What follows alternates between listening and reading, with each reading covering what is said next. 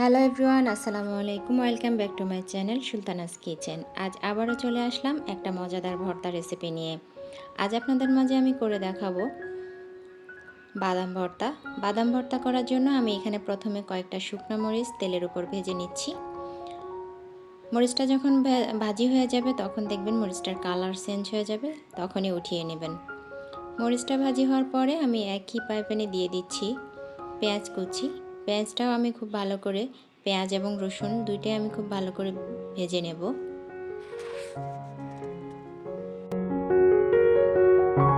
যারা আমার ভিডিওটা দেখা শুরু করেছেন অবশ্যই একটা লাইক দিয়ে ভিডিওটা কন্টিনিউ করার অনুরোধ রইল।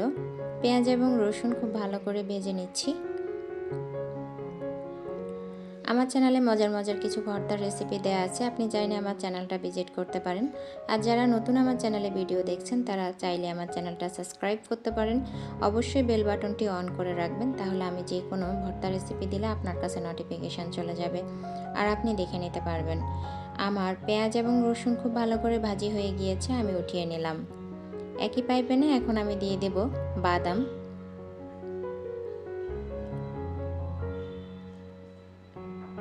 বাদামগুলো তেলের উপরে খুব মচমচে করে ভেজে নেব, তাহলে পিষার সময় কষ্ট হবে না। আপনারা তেল ছাড়াও টেলে নিতে পারেন তাওয়ার মধ্যে। আমি একটু হালকা তেলে ভেজে নিচ্ছি, তাহলে ভর্তাটা খেতে অনেক বেশি মজার হয়ে থাকে।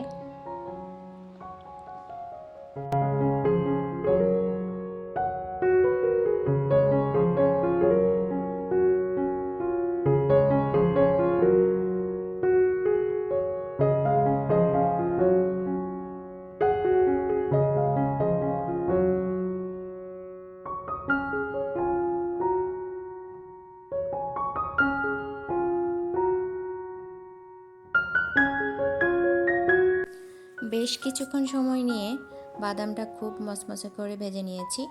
এবার আমি চলে গেলাম শিলপাটায়।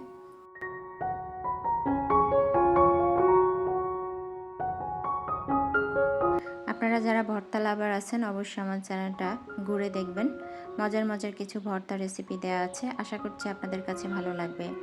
ভেজে রাখা সেই শুকনো মরিচের বোটা ছাড়িয়ে আমি খুব ভালো করে পিষে নেব মরিচগুলো।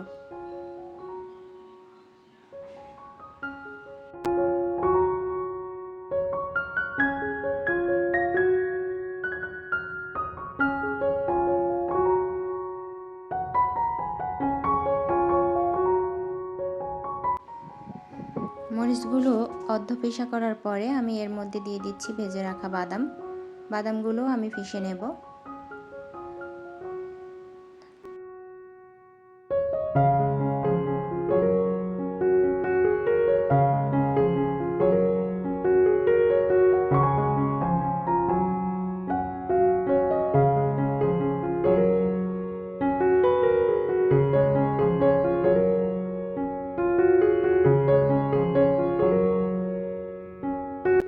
একটু সময় নিয়ে বাদামগুলো খুব ভালো করে পিষে নিতে হবে। একবার পিষলে হবে না, আপনি 2-3 বার একটু পিষে নিতে হবে। আপনি চাইলে ব্লান্ডারও করতে পারেন, তবে শিলপাটায় ভর্তা করলে ভর্তার স্বাদ বেশি হয়।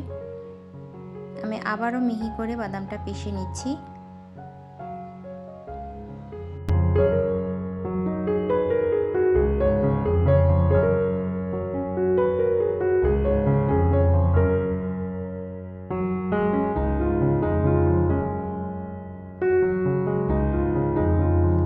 বাদাম পিষে নেওয়ার পরে আমি এখানে দিয়ে দিলাম কিছু কাঁচা পেঁয়াজ। কাঁচা পেঁয়াজটা একদম পুরোপুরি পিষবো না, আমি অর্ধ পিষা করে নেব। ভর্তার সাথে এই পেঁয়াজটা একটু অর্ধ পিষা করে নিলে খেতে খুব ভালো লাগে।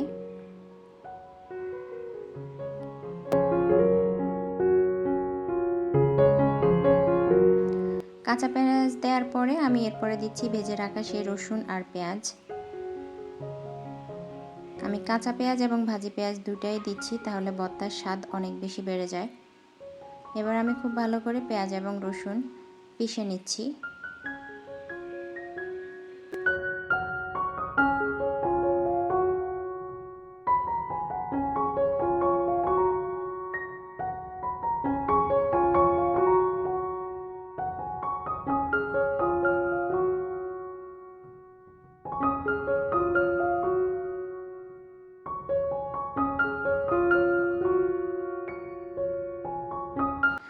পেঁয়াজ রসুন পিষার পরে আমি দিয়ে দিলাম ধনিয়া পাতা। ধনিয়া পাতাটাকেও পিষে নেব।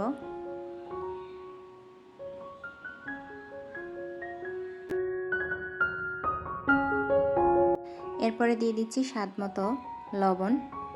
লবণটাকেও আমি একটু পিষে নিচ্ছি, তাহলে ভর্তার সাথে খুব ভালোভাবে মিশে যাবে। এবার হাতের সাহায্যে খুব ভালো করে ভর্তাটা মিশিয়ে নিলাম সবগুলো উপকরণ। আমি অফ ক্যামেরায় ভর্তাটার সাথে বেশ কিছু পরিমাণ সরিষার তেল দিয়েছিলাম। আপনিও সরিষার তেল দিবেন, ভর্তাতে সরিষার তেল দিলে ভর্তার স্বাদ দ্বিগুণ হয়। দেখুন কতটা লোভনীয় হয়েছে মজাদার এই বাদাম ভর্তা, ঝাল ঝাল।